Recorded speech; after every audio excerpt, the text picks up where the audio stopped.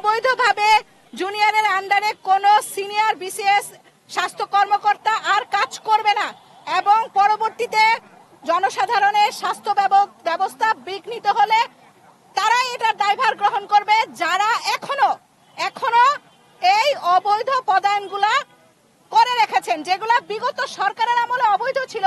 সেই অবৈধ কাজগুলাকে যারা এখনো বহাল রেখেছেন তারা এটার দায়ভার নেবেন। এটা স্বাস্থ্য ক্যাডার এটার কোনো দায়ভার নিবে না। যেটা সম্পূর্ণভাবে অসাংবিধানিক এবং অবৈধ। ওনারা আমাদের কাছে 2 দিন সময় চেয়েছে। আমরা আগামী রোববার আমাদের আবেদনের প্রেক্ষিতে ওনারা কি পদক্ষেপ নেবে সেই ব্যাপারে আমরা তাদের কাছে জবাব চাই। বৃহস্পতিবার পর্যন্ত সময় নিয়েছে। আগামী রবিবার অফিস সময়কালীন সময় আমরা তাদের কাছে প্রতিবেদন জানতে চাই।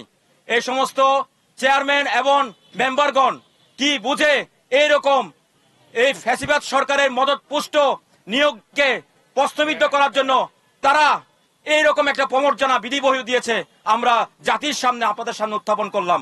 তাদের সার্ভিসে যে অবৈধভাবে স্থায়ীকরণ করা হয়েছিল সেটা বাতিল করতে হবে। 2 নাম্বার, অ্যাডহকদের অবৈধ এনকাডারমেন্ট বাতিল করতে হবে। 3 নাম্বার, সকল ধরনের অবৈধ পদোন্নতি বাতিল করতে হবে। 4 নাম্বার, সকল ধরনের অবৈধ পদায়ন বাতিল করতে হবে। 5 নাম্বার, চলমান প্রমার্জনার সকল প্রক্রিয়া স্থায়ী আদেশ দিয়ে বন্ধ করতে হবে।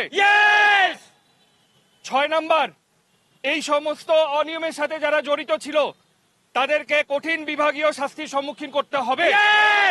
দাবি না মানলে আগামী রবিবার থেকে সারা বাংলাদেশে যে সমস্ত অফিসে দপ্তর প্রধান হিসেবে অ্যাডহকরা কর্মরত রয়েছে সেই সমস্ত জায়গায় আমাদের কর্মকর্তারা তাদেরকে বয়কট করা শুরু করে দিবে।